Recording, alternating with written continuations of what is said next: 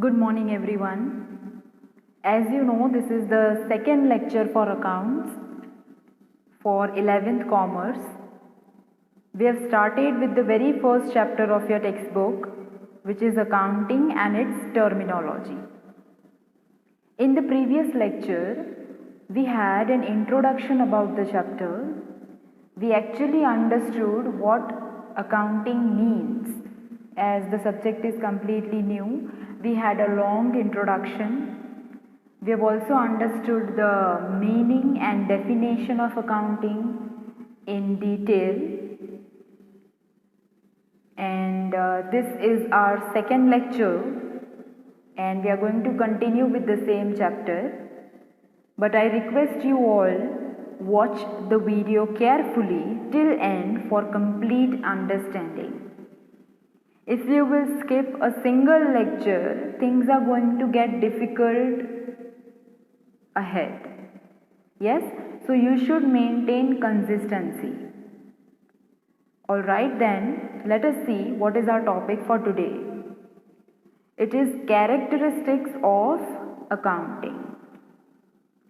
In previous lecture, while explaining the introduction, I have highlighted the important points, the basic points.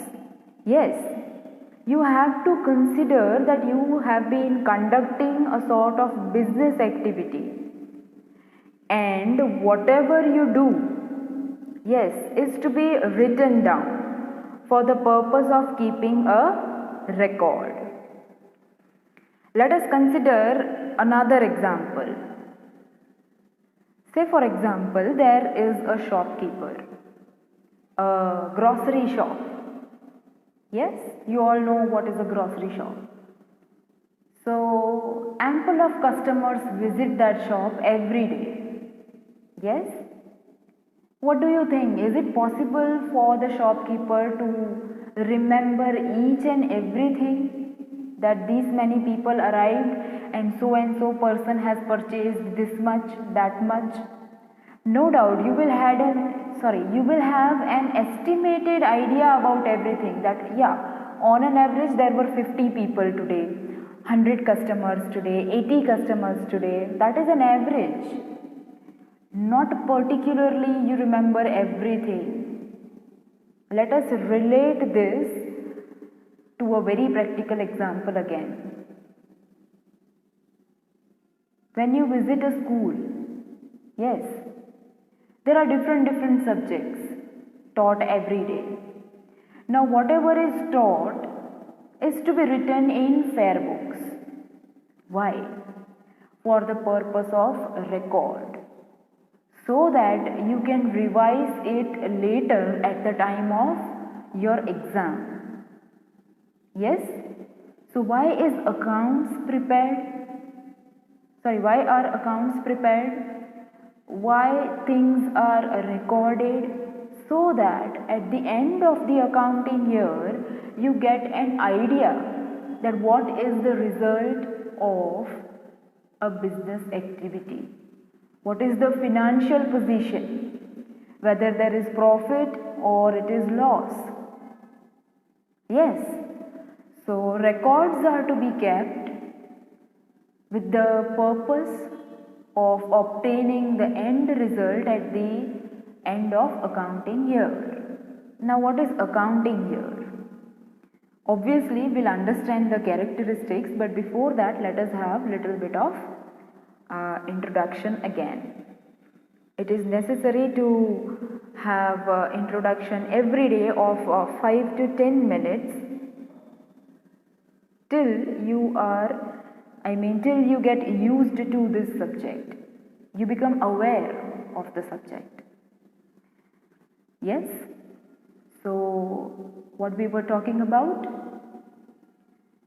Yes, about an introduction. We were talking about accounting year. Now, a year. A year has 12 months in it. Yes? 12 months together becomes a year. We have a calendar year, which is from January to December. Now there is an accounting year, financial year, which is different to the calendar year. Listen to me very carefully. Your accounting year starts from 1st April and it ends on 31st March of next year. Say for example, the accounting year has started on 1/4/2019. So that year is going to end in 2020 on 31st March. This is what we call an accounting year, which is different from a calendar year, which is of Jan to December. Accounting year is from April to 31st March.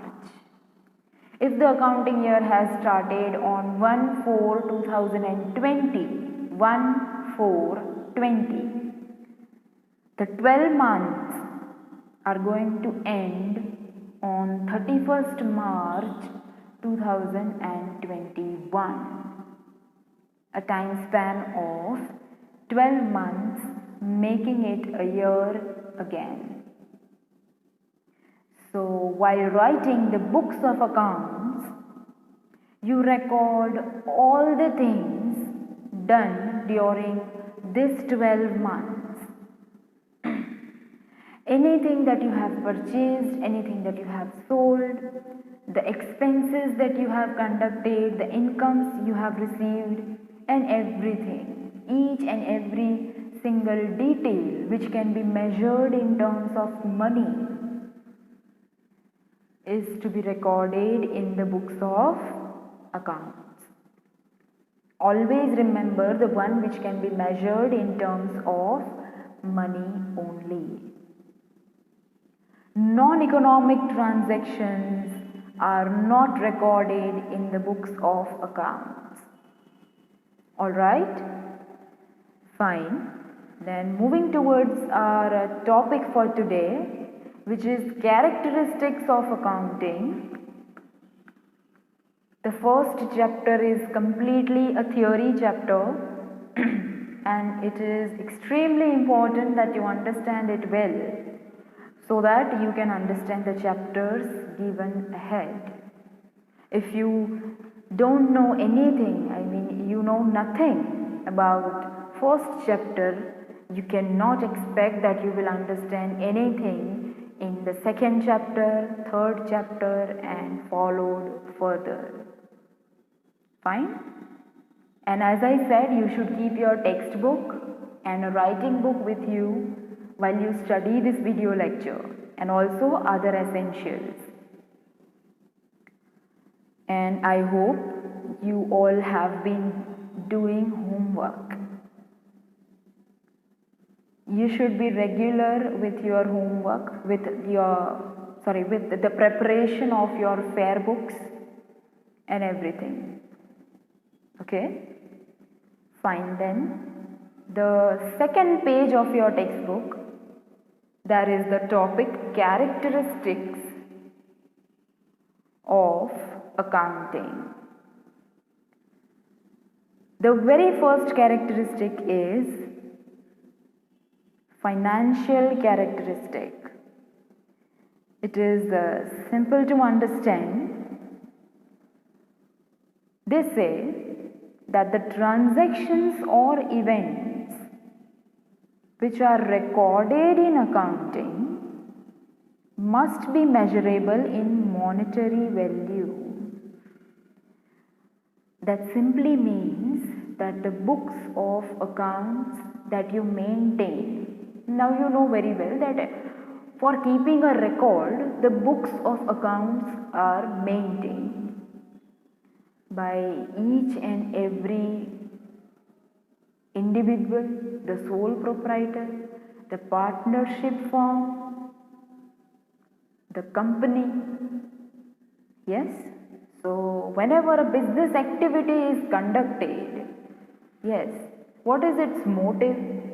That you want to earn something, you want to make profit. Yes, So you need to write down all the things, all the transactions, that what actually your business is doing and what is its position. Yes? So financial characteristic revolves around an important point, that you will write down the transactions only which can be measured in terms of money, because the very motive of your activity is to make profit. Yes?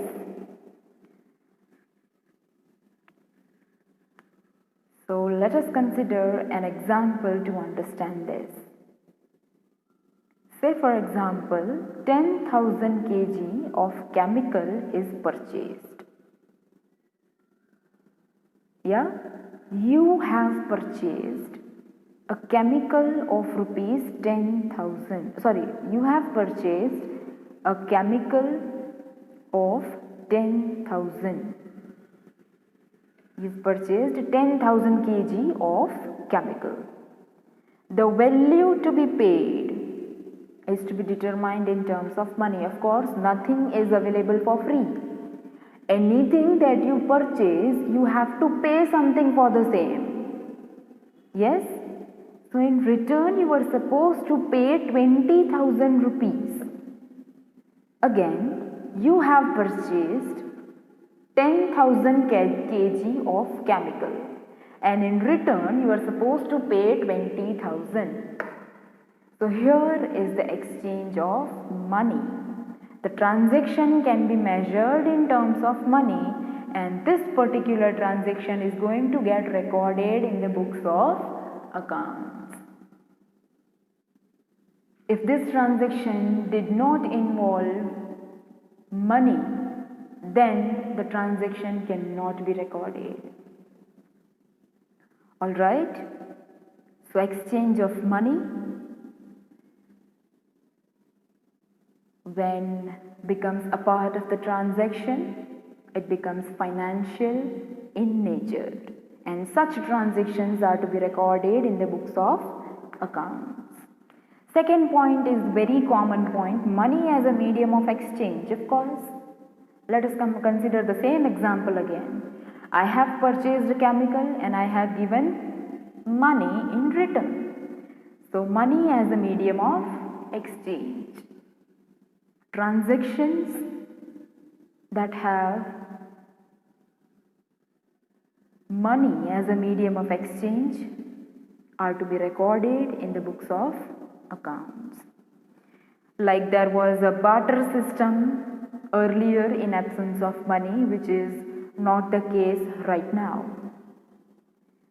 Then the third characteristic is classification and analysis of transactions. We have understood this point while we were understanding the definition of accounting. Yes, the classification. Firstly, all the transactions are to be recorded, and then they are to be classified. Yes? Let us understand how. You can also have a look in your textbook. They say that in accounting, different types of transactions are recorded. Yes. The transactions are made in cash form or non-cash form. Understand? I went to a certain shop and I have purchased goods worth rupees 25,000. Understand this very carefully. Alright? And I have given 15,000 out of those 25,000 in cash. And the remaining 10,000 I am going to pay later. Yes? So the 15,000 that I have paid at the moment is considered as a cash transaction. I have received goods, I have given 15,000. This is a cash transaction. Talking about the remaining 10,000 that I have not paid, that does not mean I won't pay. I'll pay it later in the future. I have received goods again and I will pay later. This is a credit transaction. So you have to classify these transactions on this basis. Cash transactions, credit transactions, which are also known as non-cash transactions. Non-cash form. It is not non-cash transactions. It is in non-cash form. That simply means that the cash is to be paid or received in future. Alright? So further, if we are talking about the classification, it can be classified on the basis of their nature. The transactions can be about income, can be about expenses, asset or liability. Assets and liabilities are the new words for you here that we are going to understand ahead in the video lectures. So not to worry for now. So from this classification you analyze how that what is the total balance of assets, how many assets you have purchased during the year, what is the total income, what is the amount of expenses. Yes, you have classified them so that you can have an exact idea that what is the total amount of particular transactions. All the transactions related to income are classified, and at the end of the period the balance is obtained.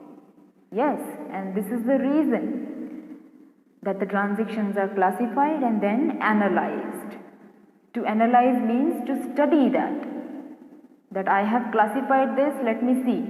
Now what is the balance? What is the balance of income? What are my expenses? What is the total of expenses? Yes, this is called analyzing. Then we have interpretation of transactions. Interpretation of transactions. We've understood this point in the previous lecture while we were learning the definition of accounting. Yes? Now they say, in accounting, only accounts are not prepared. But once the accounts are prepared as per the prescribed norms, that is, you have to follow certain rules and regulations. Yes, for preparation of accounts, just like you have rules and regulations everywhere. So there are several rules, there are several norms to be followed, that in what manner accounts are to be prepared. Once they are prepared, they are interpreted on the basis of disclosed details and figures. Yes? Understand a simple example. When you measure a blood pressure of a person, if it comes to 120 to 80, you have measured a blood pressure of a certain person and it says that it is 120 to 80. What does that indicate? That indicates that the person is healthy. Now how did you find out that? Because you have interpreted the figure that 120 to 80 is considered to be normal. Similarly, the figures that have been presented in accounting, the information which is presented in accounting, the records that you keep, the result of that is interpreted. You understand now? That means that the transactions that are recorded in accounting are to be interpreted and the results can be understood. Yes? Say for example, at the end of the accounting year, the total amount of expenses is 80,000 and income is 1,40,000. This information is obtained by the records that you have kept. Yes, now I will interpret this. How? Now income is 1,40,000, expense is 80. Income minus expense. What is the balancing figure? 40,000. Income is higher. So what do I interpret from this? That my business is making a profit of rupees 40,000. This is called interpretation. Yes. Fine. The very next characteristic that we have is quantitative information. The information recorded in accounts is in the monetary form. Again the same thing. Monetary form, the one that can be measured in terms of money. And hence, this information is known as quantitative information. See, there are transactions, financial and non-financial, economic and non-economic. Yes, you will visit a doctor and the doctor is going to charge fees. This is an economic transaction. Yes, you are going for some computer classes. You are doing some computer related course. Yes, so you visit there and every month you pay 2,000, 3,000 or anything. This is an economic transaction. Yes. Now talking about non-economic transactions. A mother, a father who nurtures their child is a non-economic transaction.